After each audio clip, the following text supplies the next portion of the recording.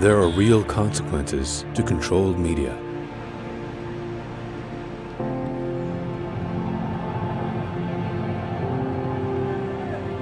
And NTD's founders know them firsthand. Our freedom of thought is the price. This is the lesson that guides us in everything we do. Yeah, so there's the tear gas there. We know the value of a free society. And we take seriously the responsibility to preserve it. We are NTD.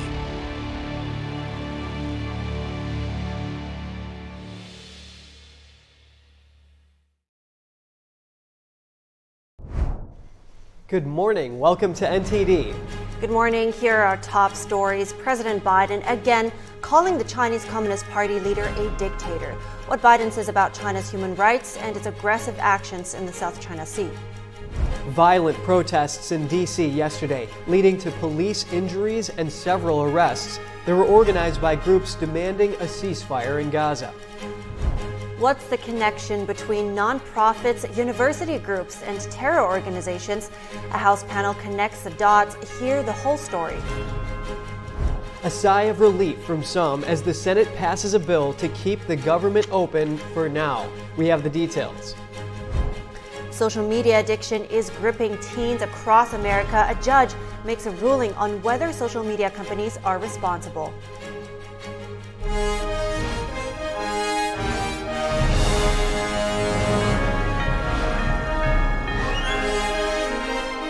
This is NTD Good Morning.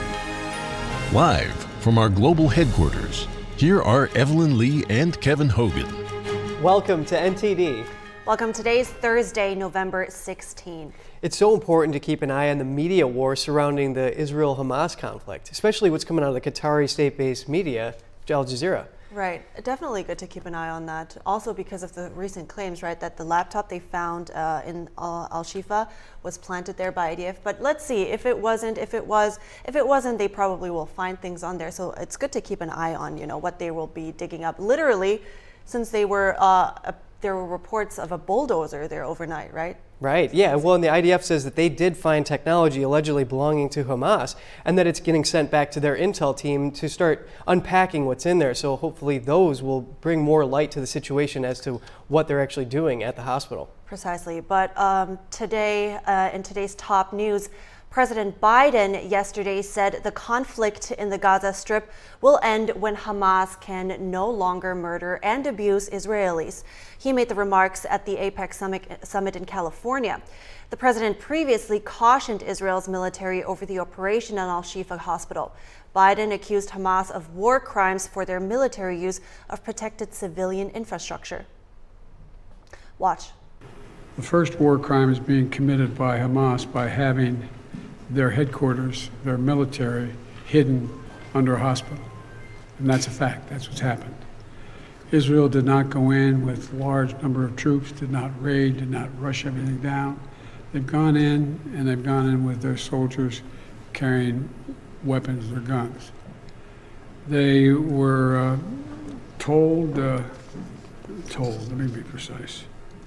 We've discussed the need for them to be incredibly careful. You have a circumstance where you know there is a fair number of Hamas terrorists. Hamas has already said publicly that they plan on attacking Israel again, like they did before, do everything cutting babies' heads off to burning women and children alive. And so the idea that they're going to just stop and not do anything is not realistic.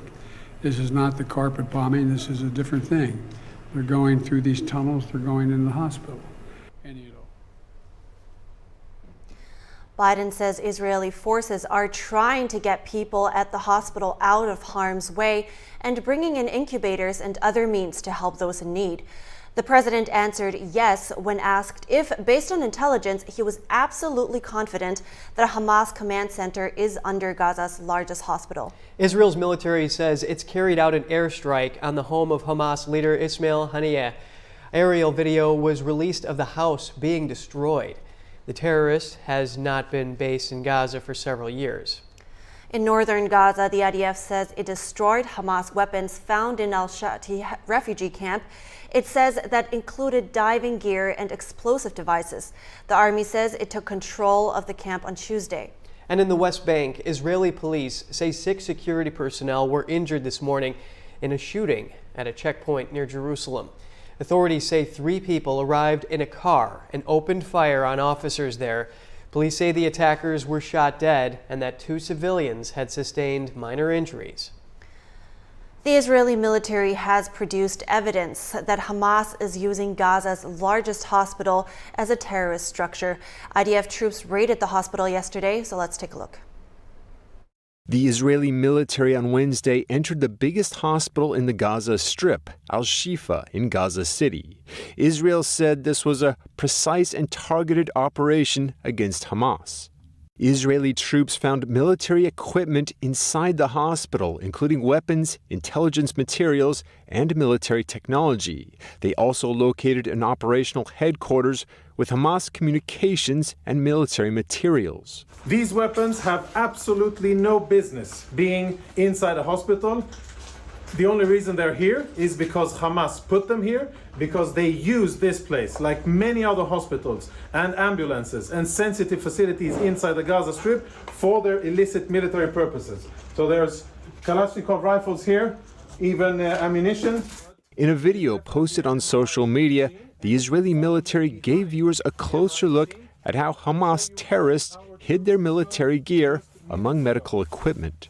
In military terms, this is a grab bag, grab and go of a Hamas combatant. And if you zoom in and we get some light over here, what you'll be able to see is military equipment.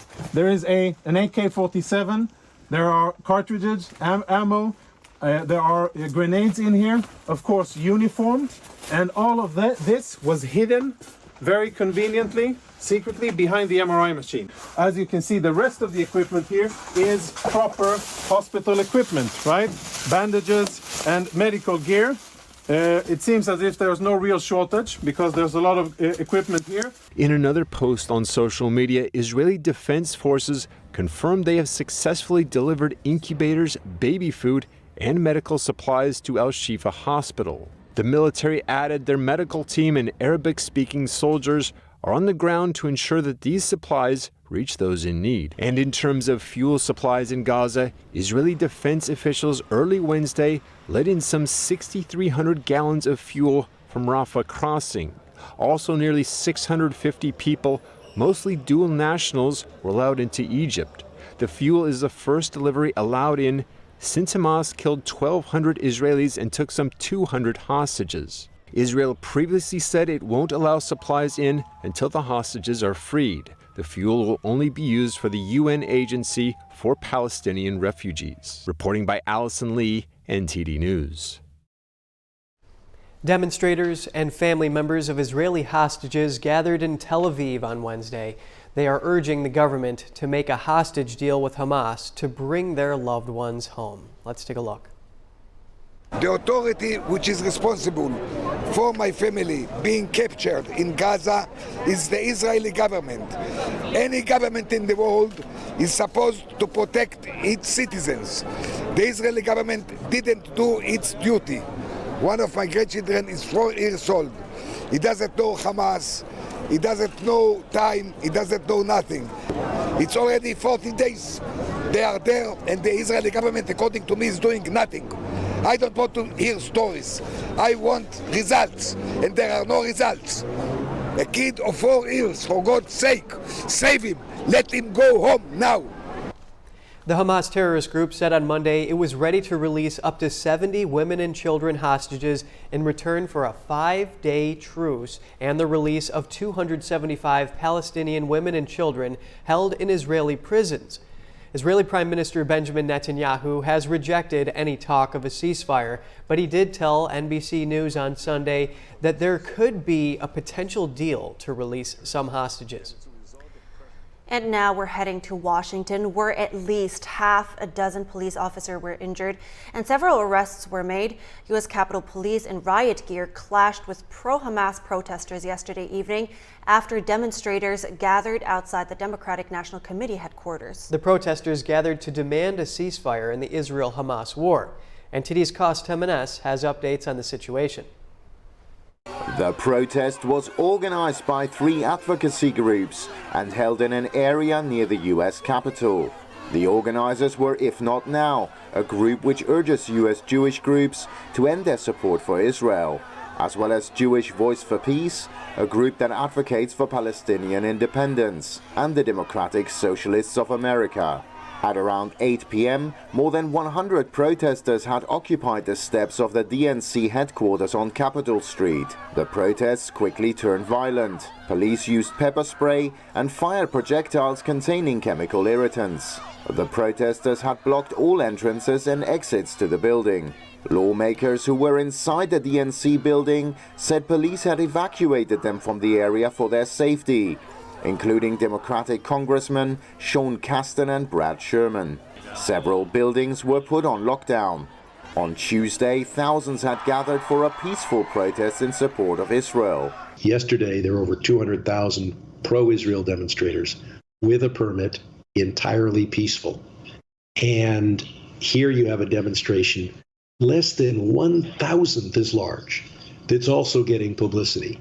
And it's getting publicity because their willingness to attack police, as they did with pepper spray, is a force multiplier.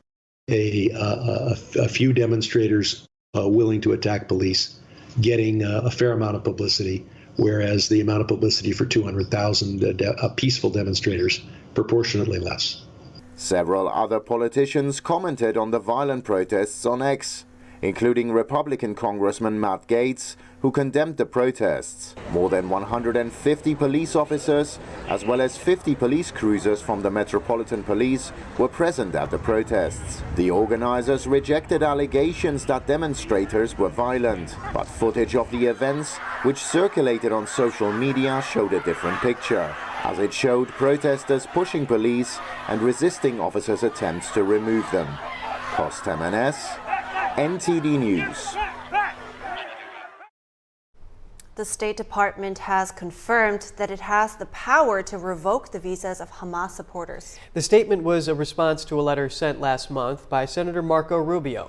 The letter, dated October 15th, requested a full review and coordination effort on revoking visas of those who have either endorsed or espoused Hamas terrorist activity on U.S. soil. The State Department responded by saying that Hamas has been designated a terrorist organization since 1997. It also confirmed that visas would be revoked if deemed necessary and appropriate. Rubio posted the State Department's letter on his X account, saying now words need to be followed by actions. Are nonprofit groups in the U.S. financing Hamas and other terror groups? And what role do certain nonprofits play in supporting student groups and universities across America? And are terrorist organizations behind funding at universities and student groups? A House panel explored those questions yesterday. Let's take a look. These are not isolated incidents any longer. Yesterday's hearing at the House Ways and Means Committee probed whether tax-exempt charities were actually fronts to funnel money to Hamas and other terror organizations. This committee has jurisdiction over the tax code and must address 2 related issues that have been laid bare in the aftermath of October 7th. First, tax-exempt charities operating in the United States are providing support, encouragement, and potential financing to Hamas and Hamas-affiliated groups.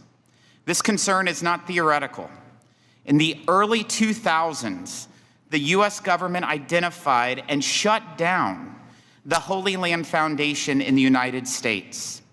That foundation funneled $12.4 million from Americans to Hamas.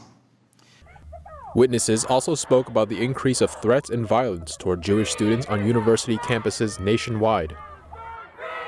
We're calling on university leaders to act firmly and swiftly in disciplining students, faculty, staff, and student groups like Students for Justice in Palestine that are clearly violating university policies and in many cases violating the law. The nonprofit American Muslims for Palestine, or AMP, funds the nationwide group Students for Justice in Palestine and also lobbies U.S. lawmakers. These and other AMP figures are promoting pro-Hamas sentiment across America today. AMP is lobbying legislators here on Capitol Hill. Those members of Congress include, and are not limited to, Representatives Ilhan Omar, Rashida Tlaib, Jan Schakowsky, Betty McCollum, Summer Lee, Bill Pascrell, Andre Carson, and others. Cornell University was specifically mentioned in the hearing. Cornell is one that has received up to $1.5 billion. Almost $2 billion. In funding from Arab countries, specifically Qatar and Saudi Arabia and others. Correct. The House Ways and Means Committee heard hours of evidence about the connections between terror groups funding charities and university groups across America. The panel is exploring solutions to a problem it says has existed for years and has only grown over time. The UN Security Council is calling for extended humanitarian pauses in Gaza. A resolution passed yesterday emphasized a need for more aid in the area and a chance for civilians to evacuate. It also called for the immediate release of the over 200 hostages held by Hamas. The United States, Russia, and Britain abstained from Wednesday's vote on the resolution. The resolution was the fifth attempt by the Security Council to take action since the attack on October 7th. It failed to condemn the Hamas attack, which is a point of contention for Israel's allies, the United States and Britain. Meanwhile, Israel's ambassador to the UN said Hamas and other terrorist organizations will likely ignore the resolution, adding that Israel will continue its mission in Gaza. And something else to point out here is that Israel's former ambassador to the UN is actually suggesting that Guterres, the Secretary General, is acting with a bias towards Hamas. And that comes after he said that the Hamas attack didn't happen in a vacuum, which he took a lot of pushback for. Interesting. Well, also, I know that the International Rescue Committee, for instance, they were saying that the humanitarian groups, they need 5 days minimum, I think, to a 5 days minimum ceasefire, that is. And Biden has actually also been pushing. He's been saying he's been pushing for more than 3 days. But of course, on the Israel side, there's just this concern that Hamas might be taking advantage of this ceasefire and exploit that time. Yeah, it's a delicate balance because you have to protect civilians while also Israel is obviously pursuing their goals. Absolutely. Just a quick breakdown here. So after the break, President Biden again calling the Chinese Communist Party leader a dictator just hours after APEC summit concluded. We have more on what Biden says about China's human rights and its aggressive actions in the South China Sea. Protesters are seizing the opportunity to make their voices heard during the APEC summit, and our reporter was attacked on the scene. The Chinese regime is censoring a U.S. performing arts group in South Korea. We bring in the host of Capitol Report to bring us the details of his investigation after the break.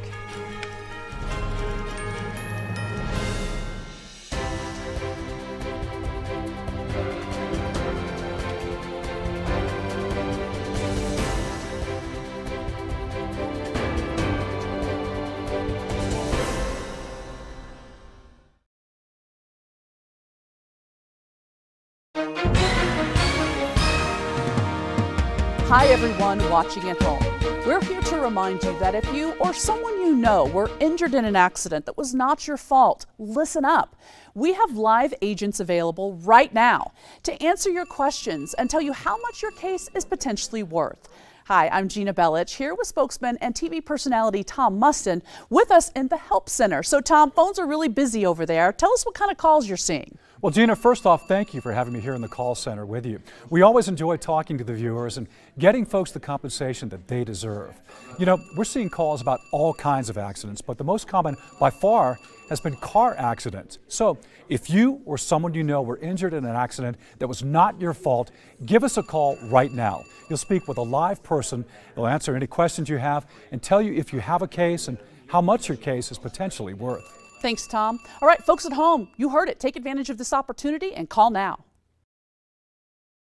As we naturally age, many people are getting zero amount of this incredible and unique substance. That's when we start seeing an impact in our joints, skin, nails, and even our digestion. People ask me, Dr. X, what is the #1 supplement I should be taking? My answer is multi-collagen protein. People's reactions to me, people were like, what are you doing? What is going on? You look amazing. You have a glow about you. What makes Ancient Nutrition Multi-Collagen stand out from other brands? 10 types of collagen. It's grass-fed, pasture-raised with vitamin C and probiotics. It's proven to reduce exercise-induced joint discomfort as early as day 1 and reduce joint discomfort rapidly, continuously, and persistently.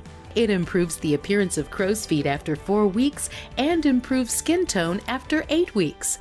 And it promotes hair thickness, growth, and a reduction in hair breakage. It has transformed everything from my hair. Like, my hair was starting to kind of just, come out, and I don't have that anymore. My skin feels amazing.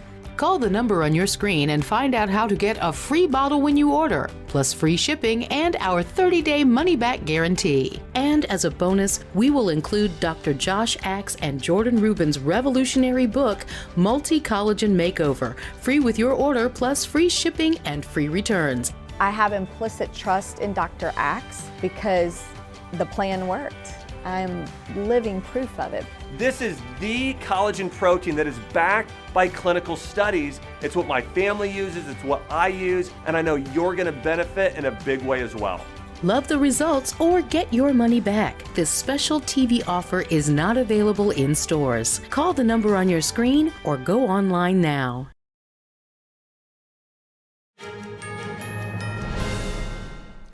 Welcome back. President Biden doubling down on calling the head of the CCP a dictator.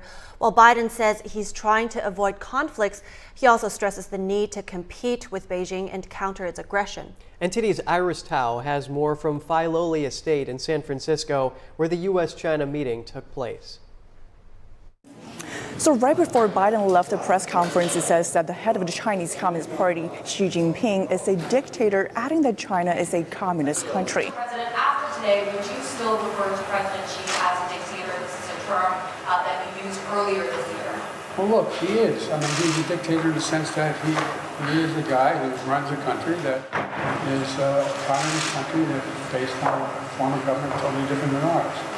He also says that he brought up human rights issues, China's wrong detainment of U.S. citizens, as well as China's aggressive behaviors in the South China Sea. And as I always do, I raised areas where the United States has concerns about the PRC's actions, including detained and exit banned U.S. citizens, human rights, and coercive activities in the South China Sea. Biden also says that the U.S. rejects China's non-market practices, and thus as a senior Biden administration official told me that the U.S. is concerned over China's economic coercion toward U.S. allies such as Japan and South Korea. The two sides also agreed to resume military-to-military communications, which were cut off amid tensions. But China's aggression is still at the center of the spotlight, as the FBI have been warning about a rise in Chinese spy activities here in the U.S., and as there has been some 200 incidents of China's aggressive military actions where PLA operators have performed reckless maneuvers or discharged chaff or shot off flares or approached too rapidly or too close to U.S. aircraft.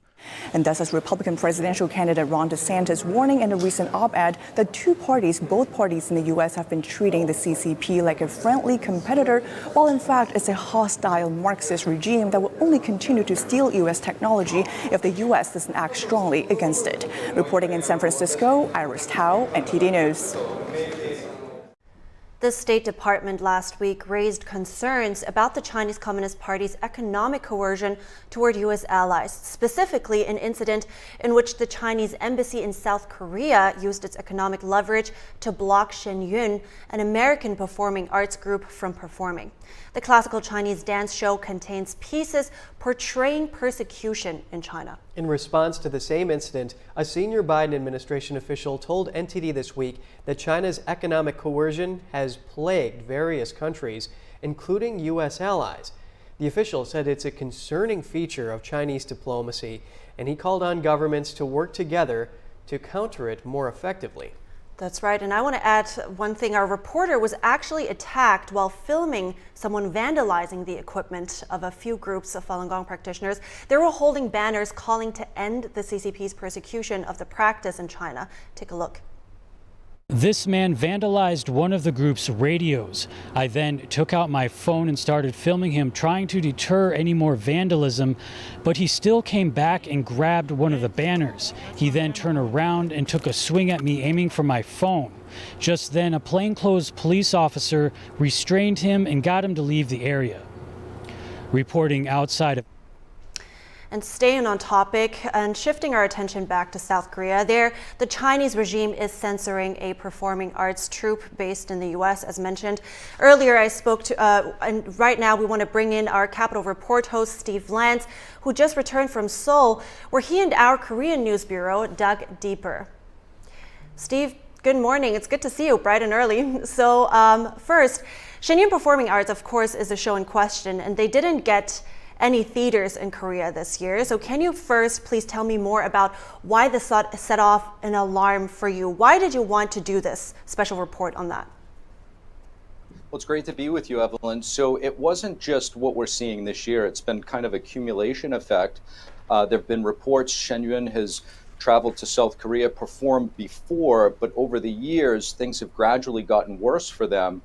In 2016, KBS, the largest broadcasting platform in South Korea, owns one of the nicest theaters there, and Shen Yun had sold out shows, and just 2 days before they were to perform sold out performances, they were canceled.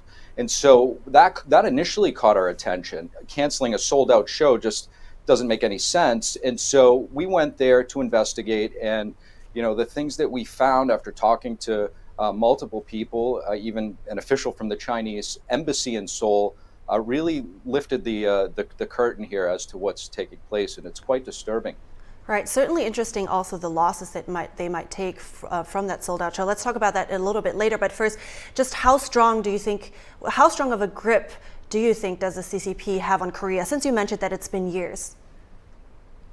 Well, yeah, I mean, to that point, when we first arrived, we actually had a phone number for a CCP official from the embassy, and we called him to find out exactly what the Chinese Communist Party's policy is, specifically with regard to what they're doing with influencing South Korean officials and government and private businesses to cancel Shen Yun, and he was open and told us their stance and what they do, and that they will continue to do it. So I think that actually speaks to the fact that the CCP is just so emboldened in South Korea, let alone that they don't take our phone calls here when we call for inquiring about issues, but yet he picked up my phone, knew who I was, continued to talk to me, and told me straight out what their policy is.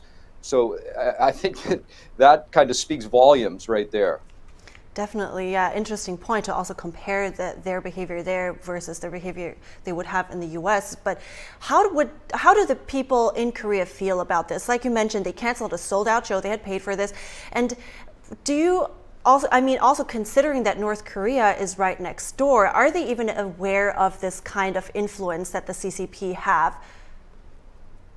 That's a great question, Evelyn, because by and large, the South Korean people are extremely kind-hearted. It's one of the most civilized societies I've ever been to.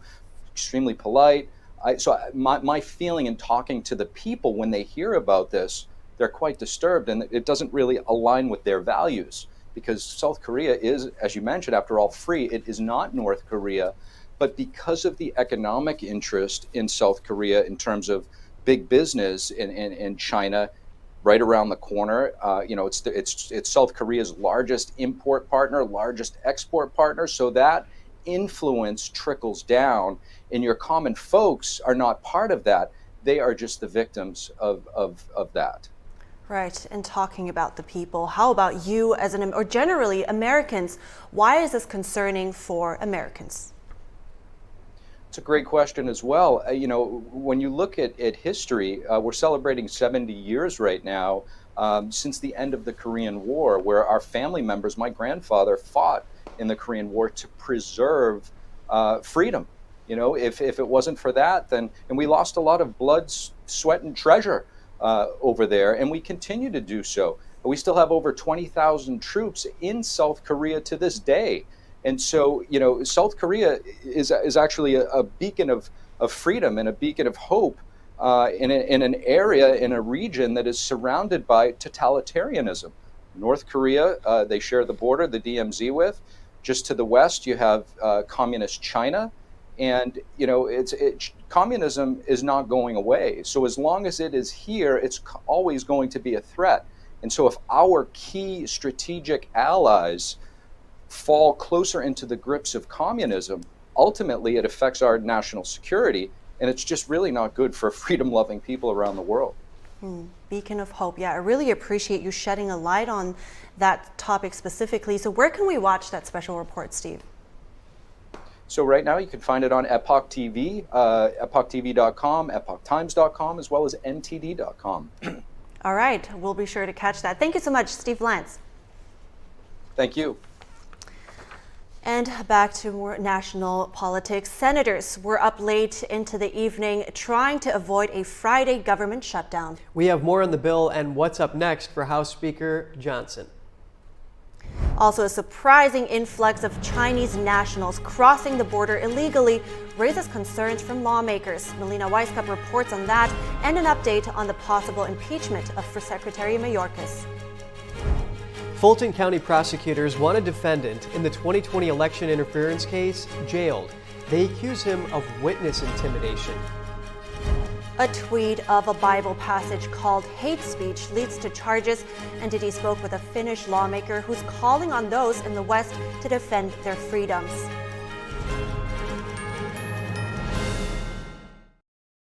When I drink it, the first thing was I feel the warmth in my tummy. It's kind of like gently radiating out, a kind of a very comforting warmth. And it was really good, actually. I felt much better. I did feel, actually, an effect. And I find that it is actually better when I take it regularly. It's actually steamed and dried 9 times. And so it's really, the essence is really extracted. Then the second time, I tried it really like on an empty stomach and just 2 teaspoons of it, and over a few times. And wow, that was a big difference, because suddenly I could feel, I was very good energized. I didn't have to eat. I could work outside in the garden for a couple of hours, and I still felt very well. And I was impressed by that. So I think it's a good product. The Medicare Advantage and Prescription Drug Plan annual enrollment period is now open. Ugh, every year I have to listen to all these commercials. We're sorry, Karen, and we know it's annoying, but we want to make sure everyone on Medicare knows it's time to check and see if they can enroll in a plan that will save money or include additional benefits. I just want these commercials to stop. Honestly, Karen, we do too, but this is the only time of year when everyone on Medicare can call and see if there are plans with additional benefits available in their area. I already have a Medicare Advantage plan, so these commercials aren't even for me. Well, Karen, plans may change every year, and the 2024 Medicare Advantage plans are now available. The phone lines are open. Just call 800-940-7258. The Medicare annual enrollment period is the only time of year when all Medicare recipients can call and enroll in a new Medicare Advantage plan. This is also the time to call if you want to change plans. This enrollment period is only open for a limited number of weeks. Do I have to call now for 2024? 2024 plans are available now during the annual enrollment period. Our licensed insurance agents are standing by to take your call. Call now and get a free benefits review with no obligation to enroll. Just call 800-940-7258. So, I can call and not sign up for a plan? That's right. We just want to make sure everyone on Medicare gets information about plans with the coverage they want in 2024. You can call to check and see what plans with additional benefits may be available in your area. I need to get that number one more time. That number again is 800-940-7258. Is the call free too? Yes, the call and benefits review are free with zero obligation to enroll. Call now. Just call 800-940-7258. That's 800-940-7258. I'm Arlene Richards here at the U.S. Supreme Court, and we are NTD News.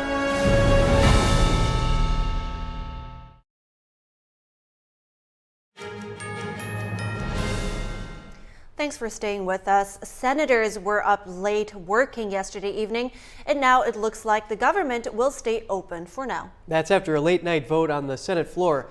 Majority Leader Chuck Schumer reacts. I have good news for the American people. This Friday night, there will be no government shutdown.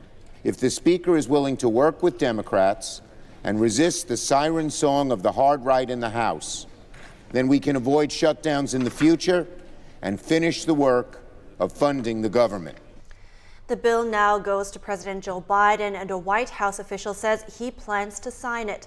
But that doesn't mean the spending battle is over. The bill's two-tiered funding runs out just into the new year. Conservative House Republicans say they want Speaker Mike Johnson to push back against Democrats and force them to accept budget cuts. On that note, they blocked a spending bill proposed by Johnson yesterday.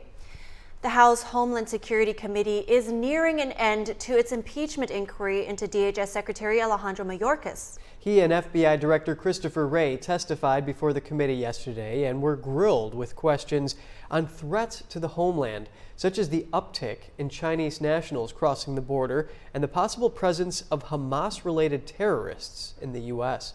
NTD's Melina Wisecup reports from Capitol Hill. For the third year in a row, the U.S. has hit a record high number of apprehensions at the border, 2.4 million in 2023, and that's not including the number of people who evaded Border Patrol, and many say they are the most dangerous ones. We do not minimize the significance of the challenge at the southwest border. That wasn't my question, Mr. Mayorkas. I asked a simple question. Give me a number. Others are particularly concerned about exactly who is coming in. Chinese nationals were apprehended at a rate of 24,000 in 2023. That's 12 times more than last year and a 7,000% increase from 2021. I mean, a lot of them are military-aged guys with former ties not only to the CCP but also the People's Liberation Army, the PLA. That's not to say that if we were to defend Taiwan against a Chinese invasion, there wouldn't be saboteurs here. Chinese nationals on average pay $75,000 to be smuggled into the United States.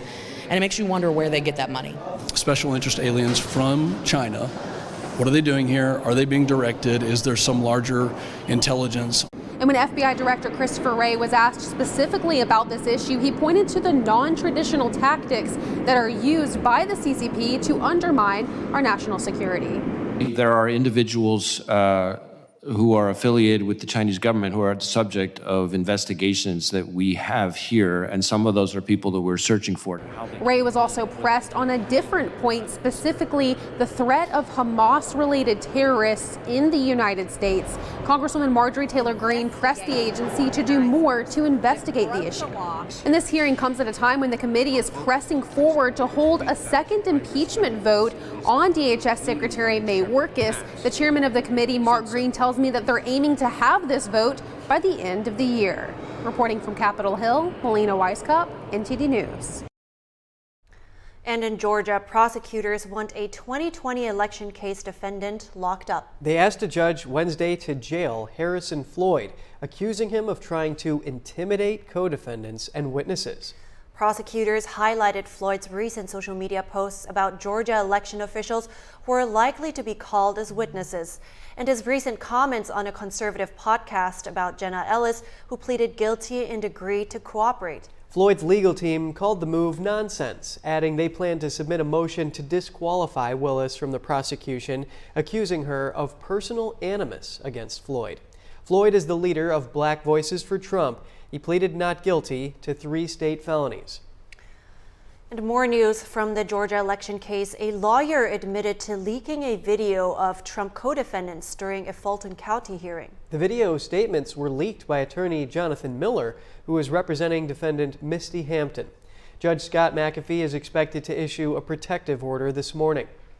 News outlets including ABC and CNN obtained the video statements made by Scott Hall, Sidney Powell, Kenneth Chesbrough, and Jenna Ellis. They were submitted to the Fulton County District Attorney's Office as part of their plea bargains. The prosecutors filed an emergency motion for a protective order after the leaks, prompting a hearing. The protective order would keep most of the information unavailable to the public. However, as one attorney pointed out, the information is already available to the public.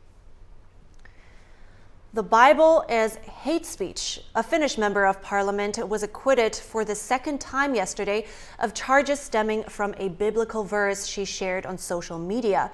NTD's Daniel Monahan spoke with her after the verdict.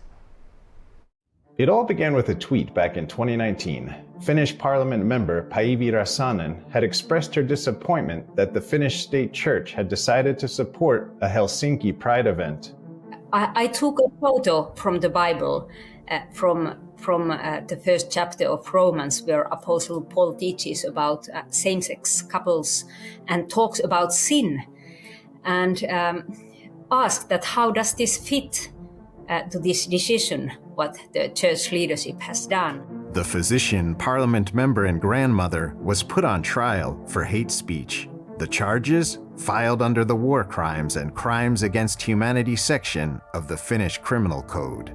The prosecutor in your case said you can cite the Bible, but your opinion and interpretation about the Bible verses are criminal. What's your reaction to that? When I was a minister of interior, and also I was in charge of church affairs at that time, there was a Chinese minister visiting in Finland, and we had a discussion about the freedom of faith and freedom of religion. And he said about the same words. He said that in China you can believe in your heart and in your mind, whatever, but you can't express this. And now I heard the same from the Finnish prosecutor in court. Räsänen says the bishops in the state church are quite liberal-minded, and she feels that LGBT advocates have deeply impacted the church and its policies.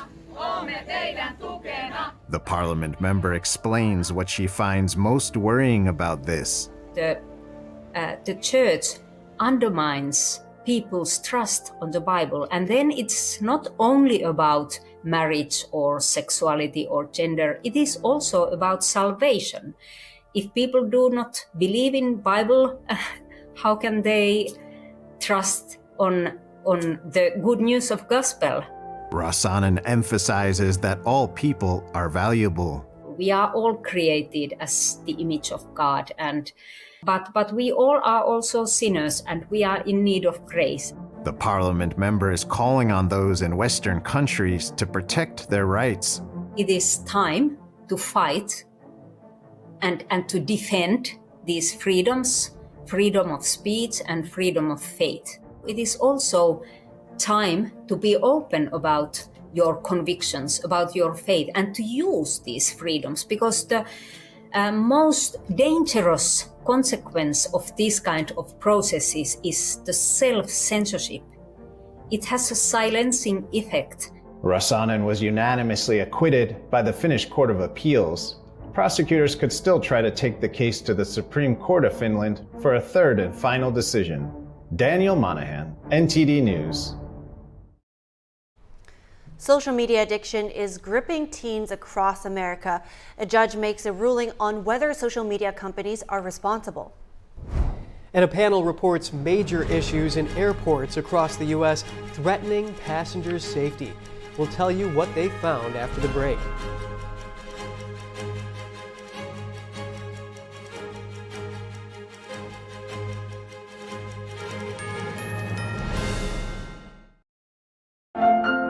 The shining gem of New England. This delightful seaside city of Newport is one of the most beautiful places in the state. Today, we bring you here as we meet with our friends and fellow musicians from the Hermitage Piano Trio. As a team, they have garnered multiple Grammy Award nominations with their breathtaking performances.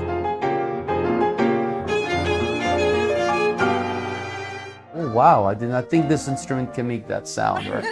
The pandemic made this reunion even more special.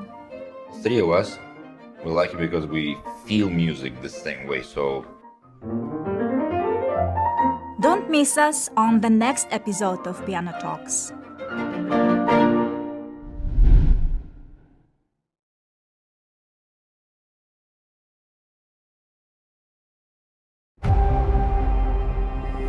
The homeless problem is getting worse, it's not getting better. Crime is getting worse, it's not getting better. Regulations are getting worse, it's not getting better. People are bailing on California in record numbers. More than half of Californians are considering moving. It might be harder to find a U-Haul than to find your next home. The exodus of people moving out of California is not new. No sane person would want to leave California if they could make it here. For the first time ever, people are leaving. In 2020, California lost 650,000 people. Several high-profile companies have moved their headquarters. This place is going to stink. Watch, they already have high taxes. Our problems are man-made. All you have to do is pay attention. It's the money that's doing the talking, the California legislature. It can't go on forever like this. There's a lot of people that you would be surprised by their stories.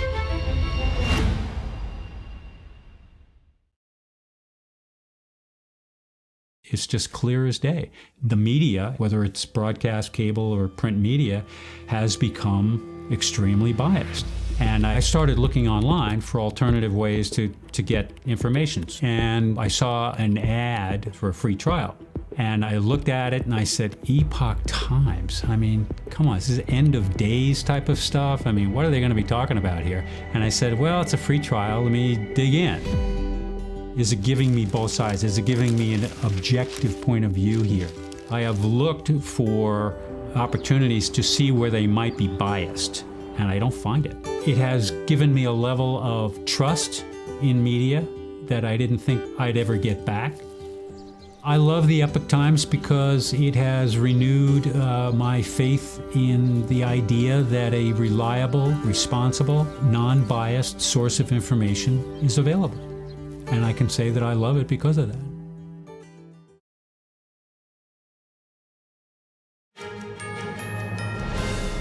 Good morning and welcome back. We have some business news for you now. A federal judge ruled on Tuesday that Google, Meta, Snap, and TikTok must face teen addiction claims. The judge rejected efforts by the social media companies to dismiss nationwide litigation, accusing them of enticing and addicting millions of children to their platforms. So we're joined now by NTD business host Don Ma. Don, good to have you. Tell us more about the situation. So these platforms, right, Google, Meta, Snap, TikTok, they don't think this is entirely their fault. So they're trying to get this case dismissed from the judge. They think, it should be tossed out. There's a couple of arguments that they're making, and one of them is First Amendment rights.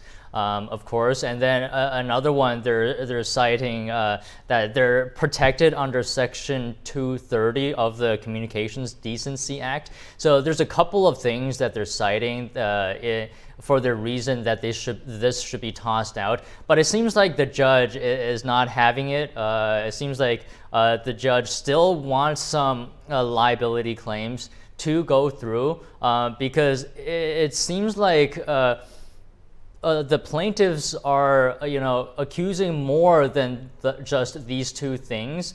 For example, the judge says that the platforms failed to implement effective parental controls. So this goes beyond the arguments that the social media platforms came up with. And I think this potentially could pave the way, to hundreds of plaintiffs to continue their case. And I think this is what a lot of people want to see, that these social media platforms held some kind of responsibility.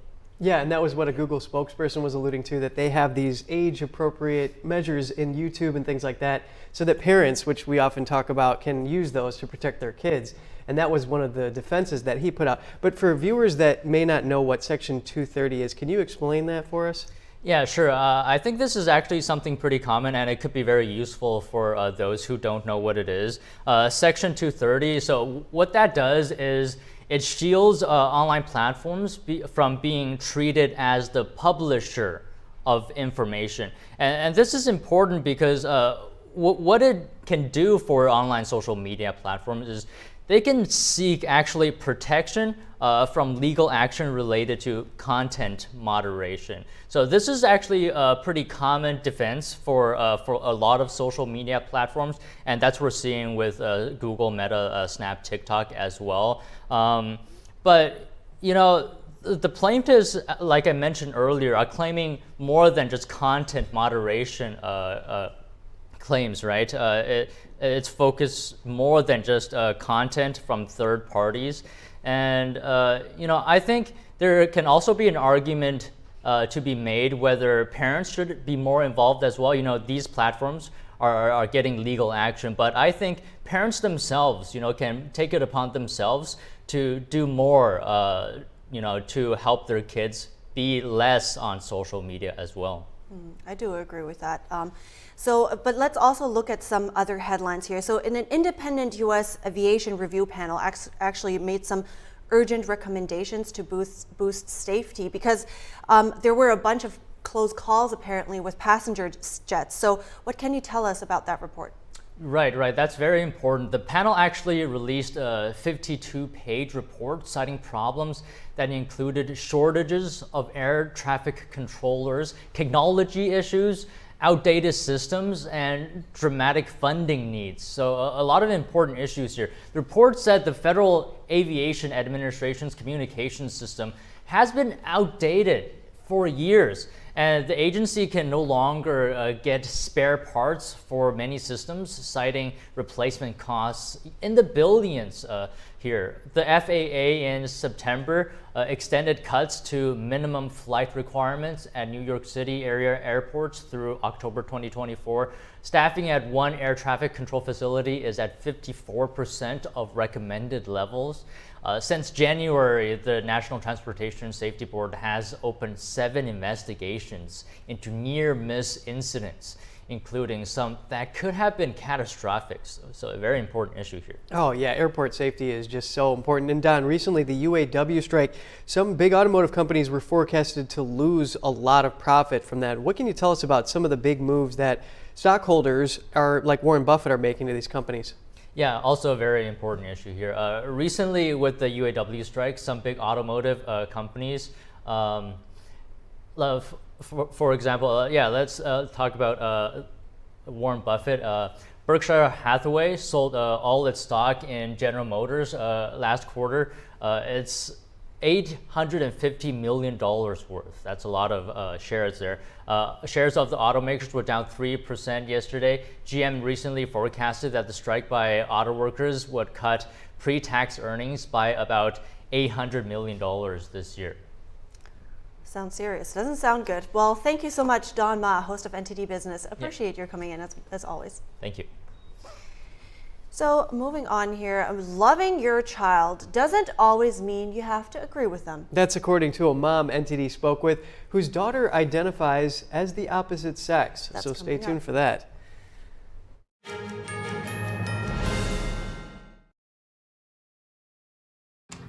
Adopting you was the best decision in our life. And I am so proud to call you my son.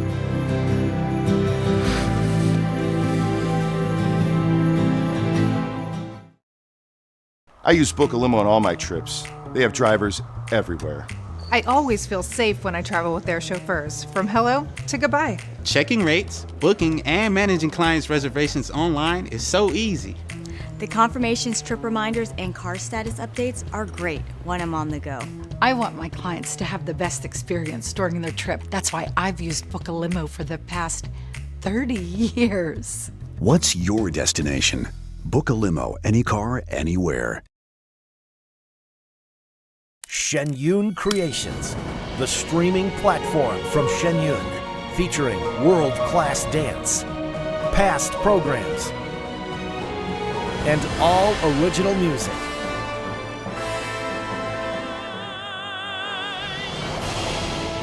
Masterclasses, behind the scenes, comedy, and more. Explore ShenYunCreations.com.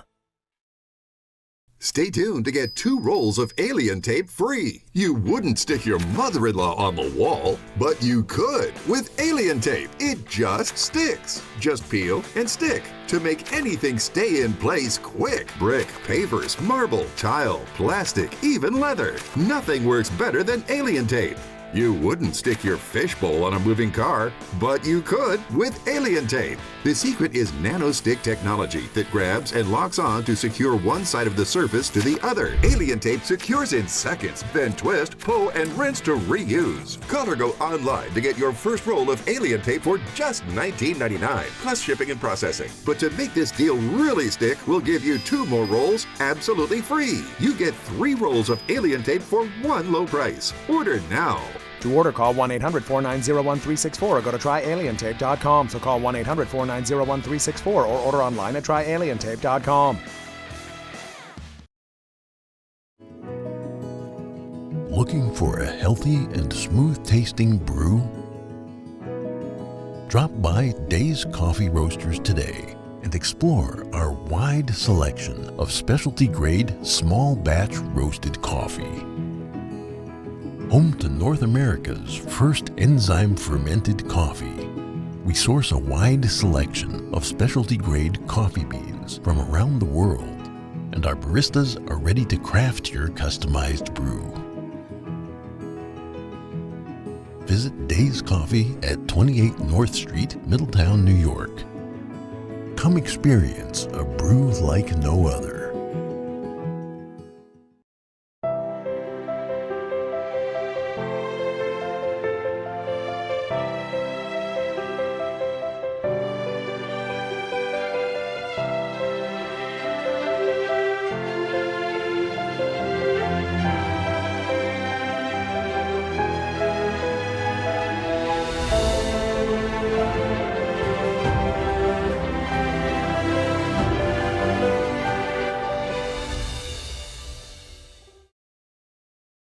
I'm David Lamb in the San Francisco Bay Area, and we are NTD News.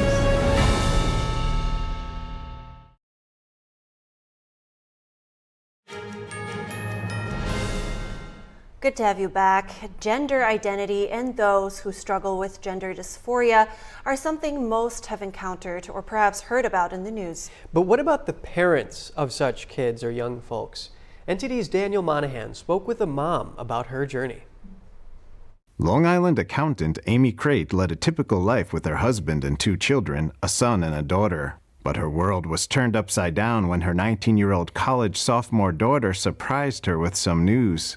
She made an announcement that she was a man and that she broke up with her boyfriend because he's not gay. Crate says she wrestled with that at first, but tried to remain open-minded. She says her daughter had seen counselors growing up to help with anxiety, so she looked for a specialist. We did find this was very early on after her announcement, a social worker that specialized in gender questioning people. It surprised the worried mom that after just a 20-minute meeting, the therapist was already using male pronouns for her daughter. The speed that things seemed to move in the transgender world was something that Crate would experience again. Her daughter soon became determined to go on testosterone. The panicked Crate worried about the long-term health consequences. How easy it was to get testosterone also shocked Crate. She actually tried the process herself, calling the testosterone provider Planned Parenthood and claiming to be a transgender man. And the woman was very matter-of-factly on the phone. Well, you make an appointment, you come in, and it's about a half an hour long. And I said, there's no, I don't need any referral. I don't need any, psychological evaluation or anything. No, it's all good. Her daughter has now been on testosterone for over 2 years. Crate believes that her frequent health problems are connected to that. You're putting something in your body that doesn't belong there. There are going to be effects to that, The concerned mom found an organization called Parents of Rapid Onset Gender Dysphoria Kids. Crate says they're like-minded parents who question the life-changing decision their kids are making. I think the danger of being an affirming parent is that when your child does begin to question, they have no one to turn to because you've gotten on board with them. Crate discusses what advice she'd give to other parents. I think stay strong, hold your truth. It's painful, it's lonely. Find parents that are like-minded, continue to question. And this is all part of a bigger picture, a much bigger picture. And it's related to a lot of things going on in our society. According to Crate, the job of a parent is to love your child, not to agree with them. Daniel Monahan, NTD News.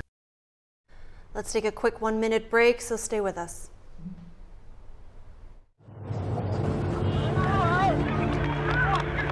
There are real consequences to controlled media.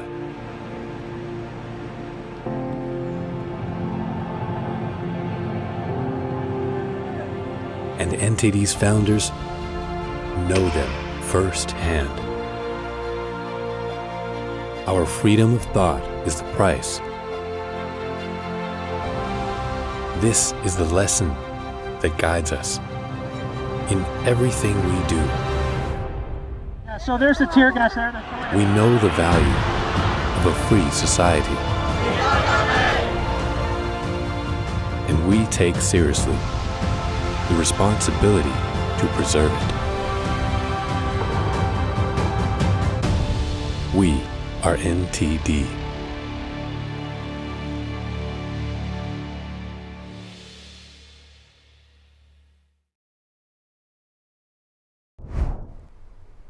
Good morning. Welcome to NTD. Good morning. Here are our top stories. President Biden again calling the Chinese Communist Party leader a dictator. What Biden says about China's human rights and its aggressive actions in the South China Sea. The Chinese regime is censoring a U.S. performing arts group in South Korea. We're bringing the host of Capitol Report for the details of his investigation. Violent protests erupted in D.C. yesterday, leading to several arrests. The protests were organized by pro-Hamas groups who are demanding a ceasefire in Gaza. The funding bill went through the Senate after passing through the House. We get the latest on Congress's attempts to avert a government shutdown. Results from the legal California Biolab investigation are in. Hear what members of the Committee on the CCP had to say about the findings. With the holiday shopping season upon us, we hear from a CEO about some trends. Sales are expected to go up, and new methods are transforming shoppers' experience.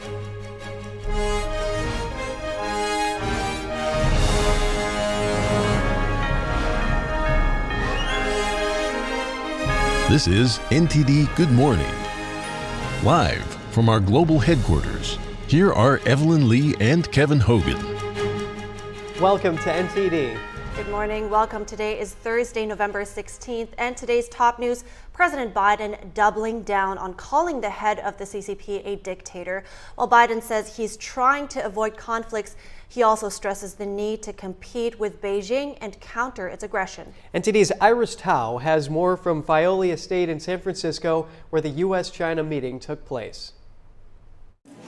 So right before Biden left the press conference, it says that the head of the Chinese Communist Party, Xi Jinping, is a dictator, adding that China is a communist country. President, after today, would you still refer to President Xi as a dictator? This is a term that you used earlier this year. Well, look, he is. I mean, he's a dictator in the sense that he is the guy who runs a country that is a communist country that's based on a form of government totally different than ours. He also says that he brought up human rights issues, China's wrong detainment of U.S. citizens, as well as China's aggressive behaviors in the South China Sea. And as I always do, I raised areas where the United States has concerns about the PRC's actions, including detained and exit banned U.S. citizens, human rights and coercive activities in the South China Sea. Biden also says that the U.S. rejects China's non-market practices, and thus, as a senior Biden administration official told me that the U.S. is concerned over China's economic coercion toward U.S. allies such as Japan and South Korea. The two sides also agreed to resume military-to-military communications, which were cut off amid tensions.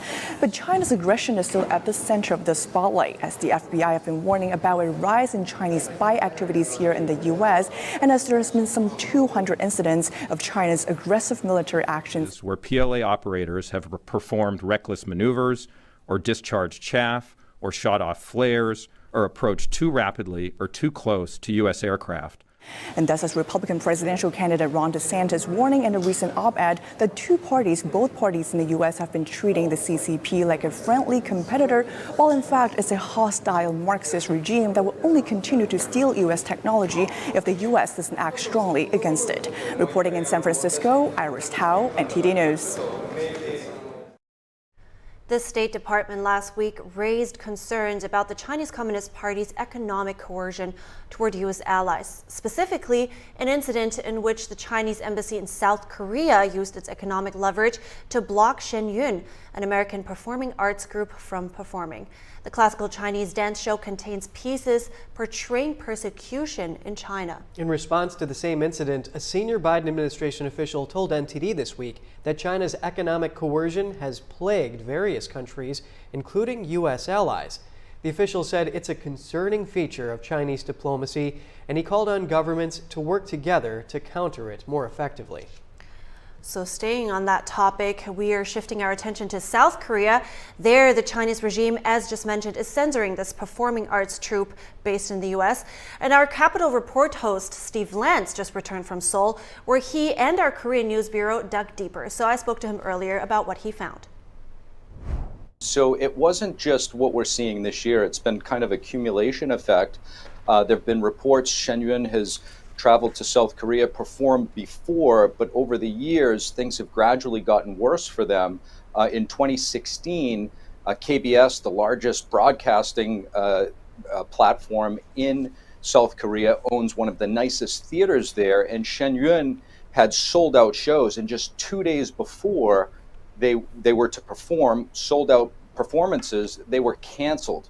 And so that initially caught our attention. Canceling a sold out show just doesn't make any sense. And so we went there to investigate, and the things that we found after talking to multiple people, even an official from the Chinese embassy in Seoul, really lifted the curtain here as to what's taking place. How strong of a grip do you think does the CCP have on Korea, since you mentioned that it's been years?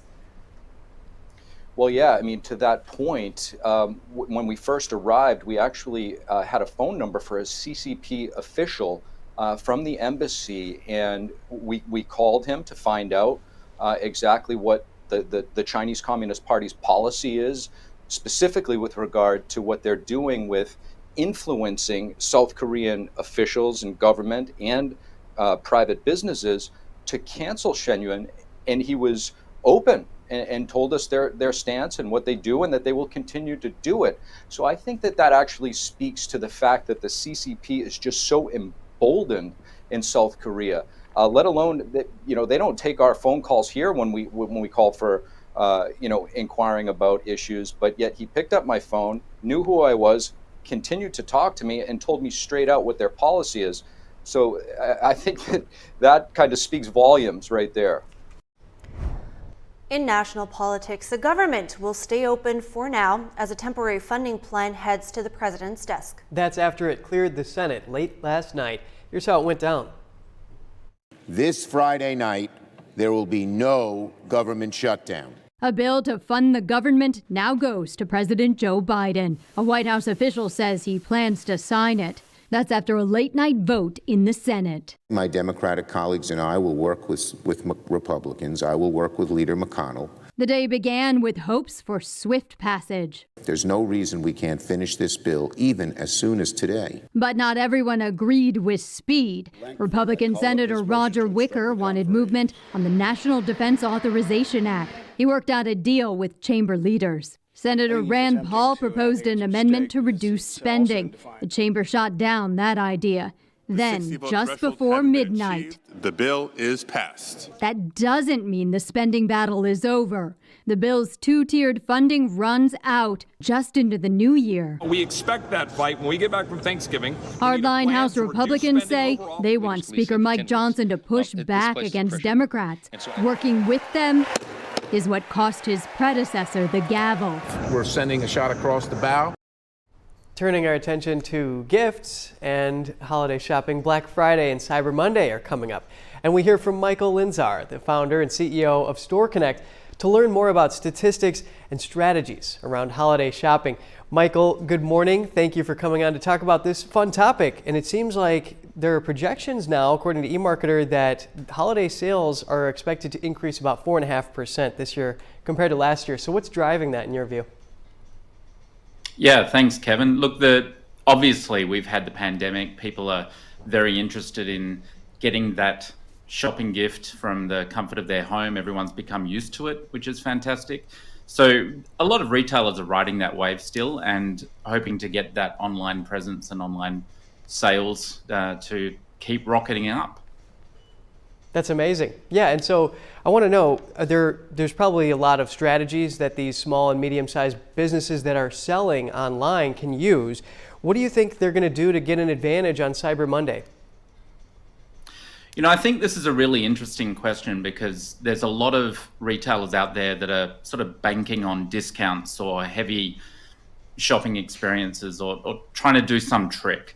And I think the true power of these small to medium businesses that are trying to get that new sale is to treat every opportunity to sell online as a chance to interact with your customer. You know, every one of us has experienced these bad experiences online, and research has shown that almost 70 to 80% of shoppers will abandon a brand they love just after one or two bad experiences. And we've all experienced that. So I think if someone's looking to really capture an increase online, is really have a look at what their experience is like online and how can they treat those customers as actual people and try and remove this transactional nature of online shopping.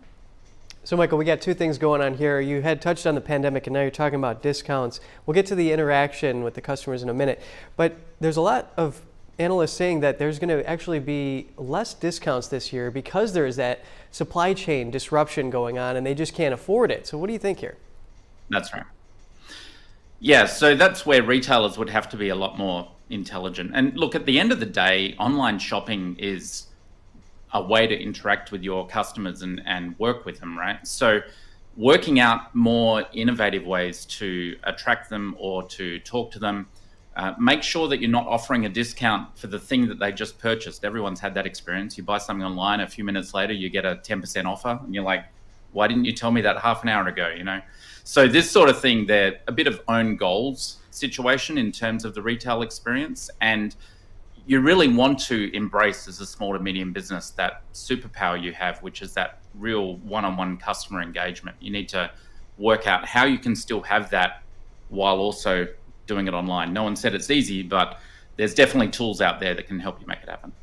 So are these small and medium businesses facing those same supply chain disruptions as the big ones are? Yeah, absolutely. We're hearing that from our customers in terms of the underlying cost of just doing business, you know, the shipping costs, the transport costs, and even costs that you wouldn't think of so much for a small business in terms of the delays of getting the product in. We were talking to one bike store who, during COVID, obviously, they couldn't sell enough bikes. So everyone was wanting one, but now they've got this oversupply of product, which is the opposite side of that. But that's also a cost, you know, carrying it. So a lot of retailers are doing it tough in that aspect and working out how they can actually move it forward. And Black Friday, Cyber Monday is a great opportunity to move some of that and get those customers coming back. Well, thanks for the analysis and good gift hunting to you. Michael Linzar, founder and CEO of Store Connect. Thank you very much. Coming up, protests in D.C. calling for a ceasefire in Gaza turned violent yesterday, leading to police injuries and several arrests. The illegal biolab discovered in California prompted a select committee subpoena and investigation. Hear what congressmen have to say about the probe's results when we come back.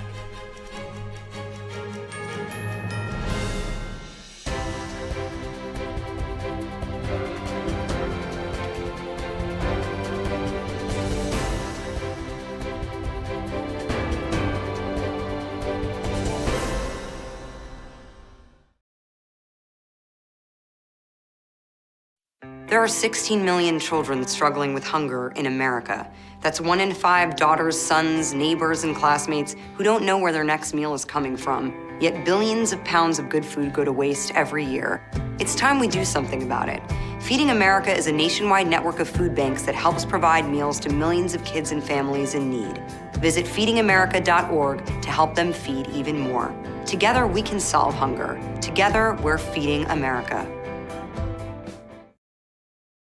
One single person is sometimes all it takes to change the course of history.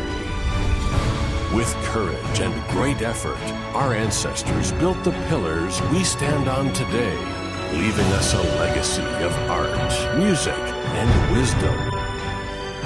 At the heart of almost every culture is our relation and connection with the divine.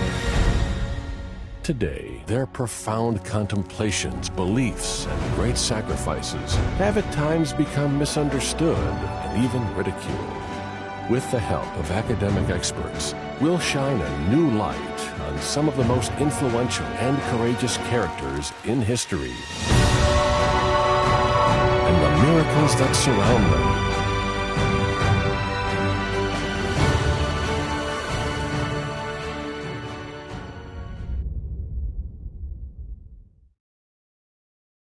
It's just clear as day. The media, whether it's broadcast, cable, or print media, has become extremely biased. And I started looking online for alternative ways to get information. And I saw an ad for a free trial. And I looked at it and I said, Epoch Times. I mean, come on, this is end of days type of stuff. I mean, what are they going to be talking about here? And I said, well, it's a free trial. Let me dig in. Is it giving me both sides? Is it giving me an objective point of view here?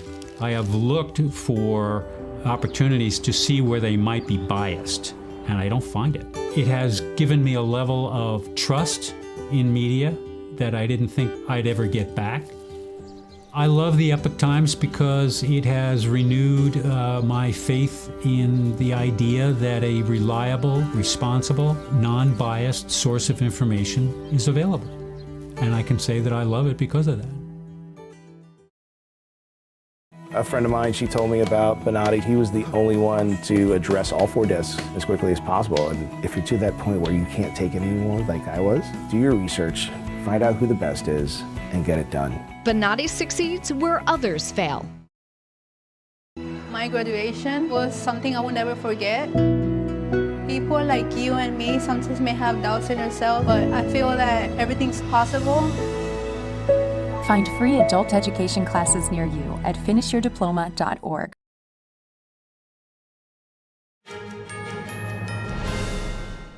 And now we're heading to Washington, where at least half a dozen police officers were injured and several arrests were made. U.S. Capitol Police and riot gear clashed with pro-Hamas protesters yesterday evening after demonstrators gathered outside the Democratic National Committee headquarters. The protesters gathered to demand a ceasefire in the Israel-Hamas war. NTD's Cost Temenes has updates on the situation. The protest was organized by 3 advocacy groups and held in an area near the U.S. Capitol. The organizers were If Not Now, a group which urges U.S. Jewish groups to end their support for Israel, as well as Jewish Voice for Peace, a group that advocates for Palestinian independence, and the Democratic Socialists of America. At around 8 p.m., more than 100 protesters had occupied the steps of the DNC headquarters on Capitol Street. The protests quickly turned violent. Police used pepper spray and fired projectiles containing chemical irritants. The protesters had blocked all entrances and exits to the building. Lawmakers who were inside the DNC building said police had evacuated them from the area for their safety, including Democratic Congressmen Sean Casten and Brad Sherman. Several buildings were put on lockdown. On Tuesday, thousands had gathered for a peaceful protest in support of Israel. Yesterday, there were over 200,000 pro-Israel demonstrators with a permit, entirely peaceful. And here you have a demonstration less than 1,000th as large that's also getting publicity. And it's getting publicity because their willingness to attack police, as they did with pepper spray, is a force multiplier. A few demonstrators willing to attack police getting a fair amount of publicity, whereas the amount of publicity for 200,000 peaceful demonstrators proportionately less. Several other politicians commented on the violent protests on X. including Republican Congressman Matt Gaetz, who condemned the protests. More than 150 police officers, as well as 50 police cruisers from the Metropolitan Police, were present at the protests. The organizers rejected allegations that demonstrators were violent, but footage of the events, which circulated on social media, showed a different picture, as it showed protesters pushing police and resisting officers' attempts to remove them. Kostem Enes, NTD News. The State Department has confirmed that it has the power to revoke the visas of Hamas supporters. The statement was a response to a letter sent last month by Senator Marco Rubio. The letter, dated October 15th, requested a full review and coordination effort on revoking visas of those who have either endorsed or espoused Hamas terrorist activity on U.S. soil. The State Department responded by saying that Hamas has been designated a terrorist organization since 1997. It also confirmed that visas would be revoked if deemed necessary and appropriate. Rubio posted the State Department's letter on his X account, saying now words need to be followed by actions. Shifting our gears a little bit, the House Select Committee on the Chinese Communist Party unveiled results from its investigation into the illegal California Biolab yesterday. The lab was found in the small town of Reedley in December last year. The committee on the CCP's report comes after a friendly subpoena to local officials who came back with thousands of pages of documents and evidence. NTD's Jeremy Sandberg has more on the report. City officials in Reedley found around 1,000 transgenic mice, dangerous chemicals, and thousands of vials with biological substances in them at the illegal California Biolab last year. Biolab workers said the mice were genetically engineered to catch and carry the COVID-19 virus. After 9 months of city officials sounding the alarm, the FBI declined to investigate and the CDC refused to act. City officials turned to their local representative, Congressman Jim Costa, for help. Costa told NTD there's some lessons to be learned from the example. We see how easy to transport infectious diseases around the world is. Costa says he thinks the U.S. is very conscious of the challenges of COVID and concerned about how it's spread. And so when they talk about cooperation, clearly business people attempting to bring money from offshore to invest in private labs that particularly could compromise public safety is something that should never, ever be allowed. The Democratic congressman says he's on board to get legislation and protocols in place to provide protection. After Costa convinced the CDC to visit the unlicensed lab, they identified, based on labeling alone, at least 20 potentially infectious agents, including the coronavirus, HIV, malaria, hepatitis, and herpes. But according to the report, the CDC refused to test samples after repeated requests, even when the city offered to pay for it. Chairman of the Select Committee on the CCP, Mike Gallagher, says there needs to be some appropriate tripwires in place. And the fact that in this case, when the local officials reached out to the CDC, they did not get a response, and in some cases they hung up the phone on them, is also unacceptable. So I think the next steps for us on the committee, working with the committees of jurisdiction, is to figure out, do we need to pass legislation to give them authorities they don't have? Do we need to do quarterly oversight? Something like that. But this is a situation like this really raises some serious concerns about the existence of other potential biolabs in America and how vulnerable we are to a biologic attack. The report says city officials found a freezer labeled Ebola that the CDC did not, with sealed bags inside. The deadly disease has a 25 to 90% lethality rate. When asked by email, the CDC said the bags did not merit testing unless labeled Ebola themselves. The Public Health Agency concluded there was no evidence of select agents or toxins and had a court order state and local authorities to destroy all materials. Democratic ranking member Raja Krishnamurthy says he's glad the report has established some facts, but that more tools are needed to stop it from happening in the first place, and that currently anybody, including fugitives, fraudsters, and terrorists, can buy dangerous pathogens online with little vetting. You need an identification, a driver's license to get Sudafed in any local pharmacy, but you don't need even that to get Ebola online. The investigation revealed connections between the lab's owner and the CCP that include an ongoing criminal enterprise and large unexplained money transfers from Chinese bank accounts. The individual in question was a criminal with a long criminal record with dubious ties to the PRC. This was a massive problem, and we're hoping this will spur productive legislative action going forward to prevent this from happening again. Congressman Kevin McCarthy, who represents a district next to the lab, says the report exposed a few hard truths. The owner of the lab shouldn't even been in America. He was here illegally. He had a judgment, as you watched in this report, from stealing IP. The lab owner, Jaibe Jesse Zhu, was hit with a $330 million Canadian court judgment for IP theft in 2016. The fugitive was a former corporate officer in the CCP's military civil fusion organization. The committee established the companies that set up the lab are tied to Chinese companies and nationals.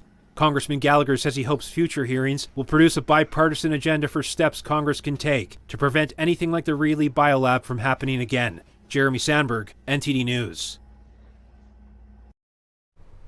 Yeah, Congressman McCarthy put it well earlier when he said that this is alarming and that there's taxpayer dollars being used to fund this illegal lab when that money is supposed to be going to legitimate businesses that are